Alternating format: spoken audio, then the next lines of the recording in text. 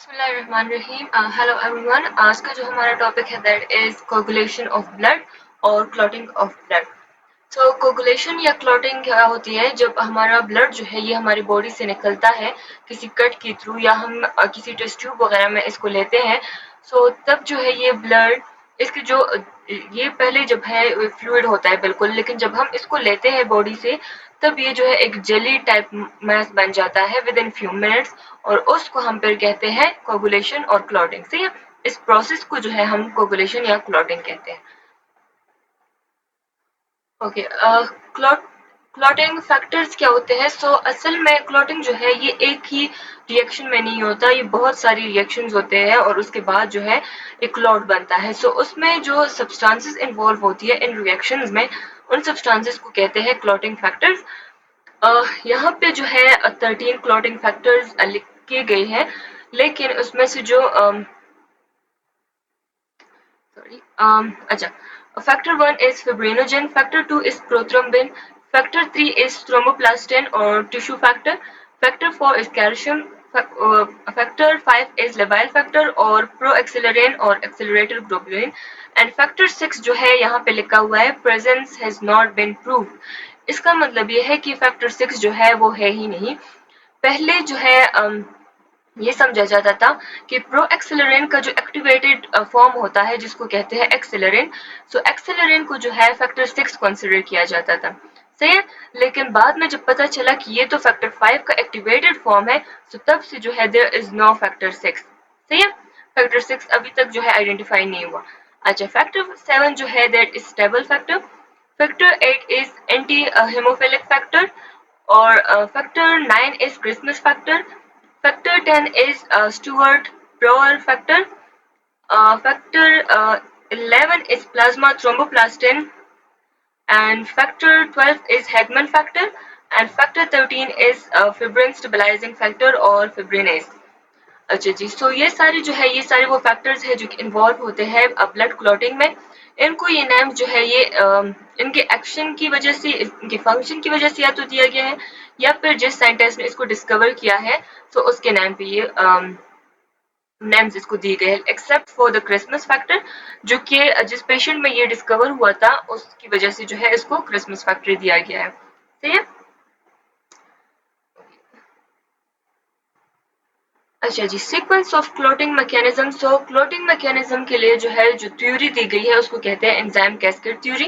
Cascade का मतलब ये होता है कि जब एक चीज, एक रिएक्शन दूसरी चीज को एक्टिवेट करती है, वो फिर फर्दर एक और चीज को एक्टिवेट करती है, उसको कहते हैं कैस्केड। सही है।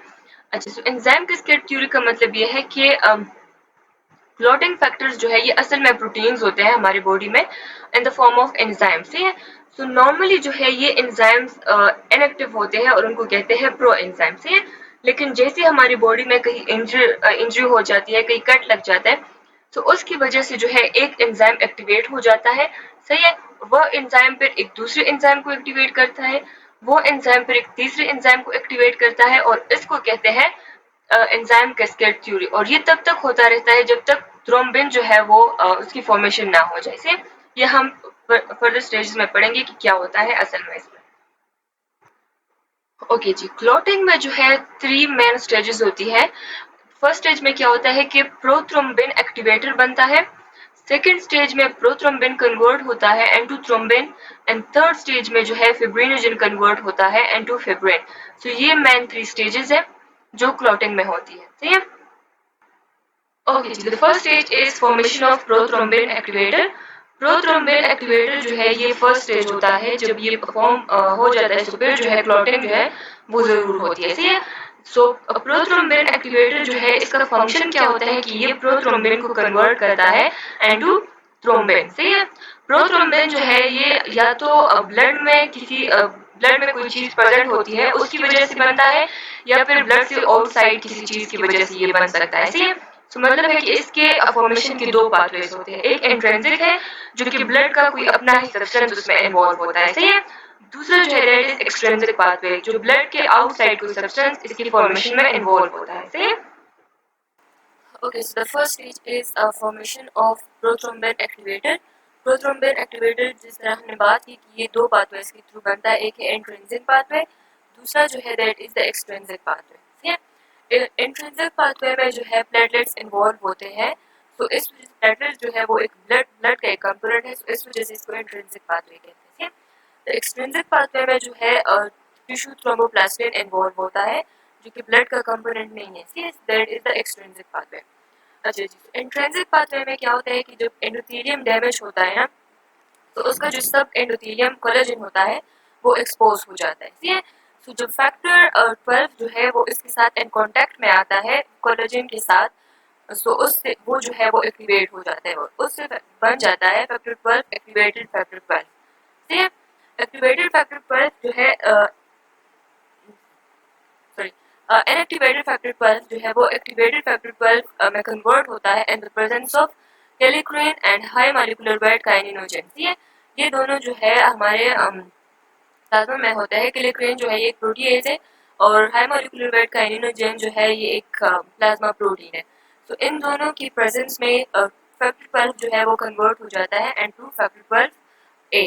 ठीक है, ए का मतलब होता है एक्टिवेटेड फैक्टर 12। अच्छा जी, अब एक्टिवेटेड फैक्टर 12 जो है ये कन्वर्ट करता है फैक्टर 11 को इनटू एक्टिवेटेड फैक्टर 11। ठीक है, in the presence of high molecular weight kininogen. अच्छा जी, अब एक्टिवेटेड फैक्टर 11 क्या करता है कि ये कन्वर्ट करता है फैक्टर 9 को इनटू एक्टिवेटेड फैक्टर 9। सही है, in the presence of calcium which is factor 4। सही है। अच्छा जी, अब फैक्टर 9 जो है ये क्या करता है कि एक्टिवेटेड फैक्टर 9 जो है ये कन्वर्ट करता है फैक्टर 10 को n into activated factor 10 and the presence of calcium which is factor 4 and the presence of factor 8। ठीक है, तो दो चीजें इसके लिए रिक्वायर्ड होती है, फैक्टर 8 एंड कैल्शियम। ठीक है, अच्छा जी, अब फैक्टर 10 जो है वो कन्वर्ट हो जाता है एंड एक्टिवेटेड फैक्टर 10। अब फैक्टर 10 क्या करता है कि ये रिएक्ट करता है with factor 5 and phospholipids। phospholipids कहाँ से आते हैं? अच्छा जी, यहाँ पे आप देखिए प्लेटलेट्स जो है जब ये इन कोलेजन के साथ इन कांटेक्ट में आते हैं तो प्लेटलेट्स भी एक्टिवेट हो जाते हैं। ठीक है, अब प्लेटलेट्स जब एक्टिवेट हो जाते हैं तो ये रिलीज करते हैं फॉस्फोलिपिड्स। हमने पढ़ा था ना कि प्लेटलेट्स के सेल मेम्ब्रेन में होते हैं फॉस्फोलिपिड्स एंड ग्लाइकोप्रोटीन। ठीक है, तो वो फॉस्फोलिपिड जो है वो इससे रिलीज हो जाते हैं।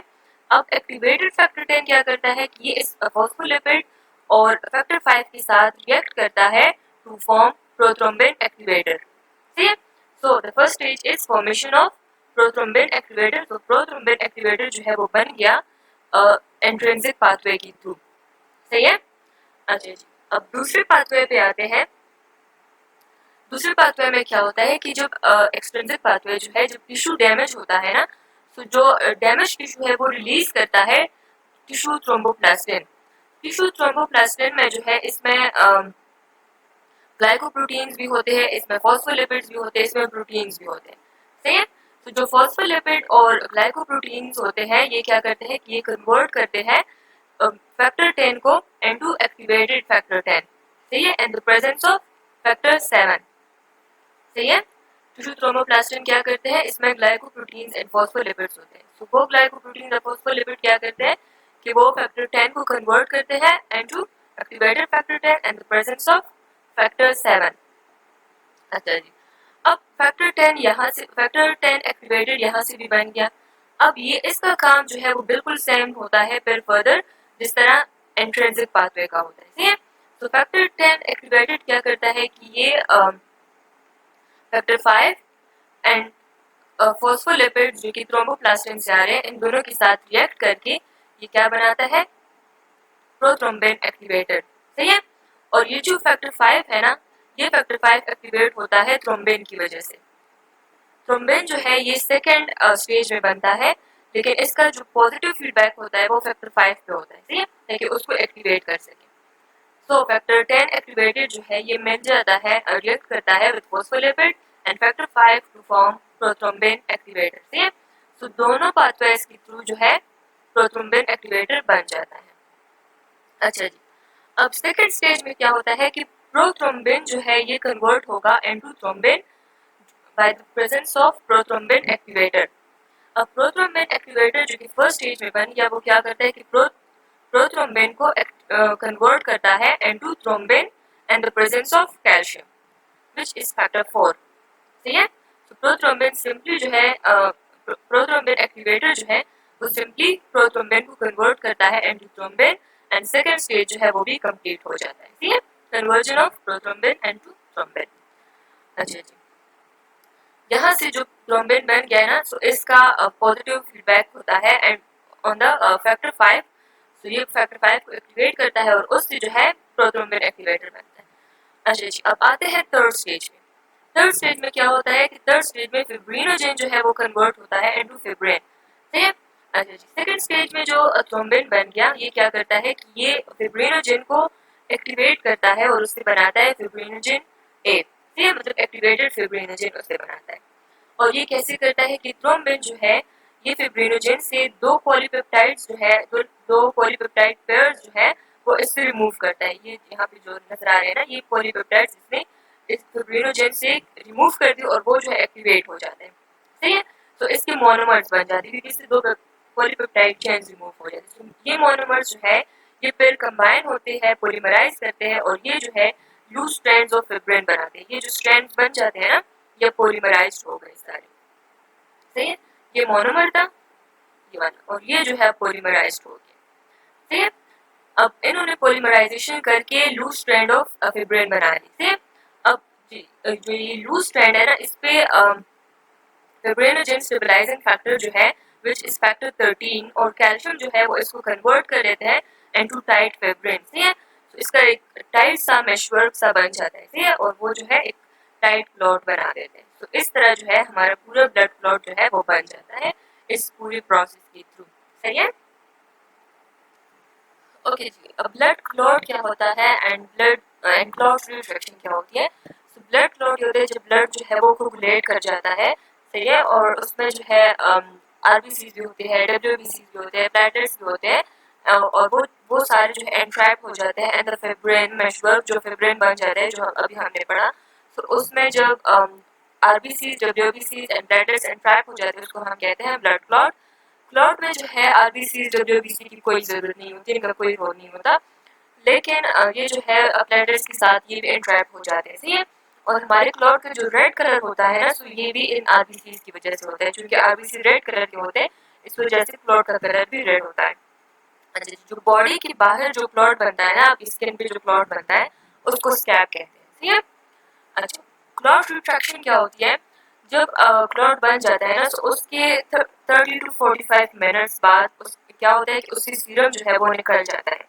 और सीरम जो है दैट इज एक्चुअली प्लाज्मा, लेकिन उसमें फिब्रिनोजेन नहीं होता. सही है? वो हम ऑलरेडी पढ़ चुके हैं. तो जब उससे सीरम निकल जाता है तो ब्लड जो है वो ब्लड क्लॉट जो है वो कॉन्ट्रैक्शन स्टार्ट कर लेता है, वो श्रिंक होना स्टार्ट कर लेता है. सही है? और जब ब्लड क्लॉट कॉन्ट्रैक्ट होना स्टार्ट करता है उसको हम कहते हैं क्लॉट रिट्रैक्शन. सही है? अच्छा, क्लॉट रिट्रैक्शन के लिए क्या चीज जरूरी होती है. There are actin, myosin and thrombosthenin जो कि कॉन्ट्रैक्टाइल प्रोटीन्स होते हैं. ठीक, और उसमें मेनली जो है थ्रोम्बोसिन इन्वॉल्व होता है.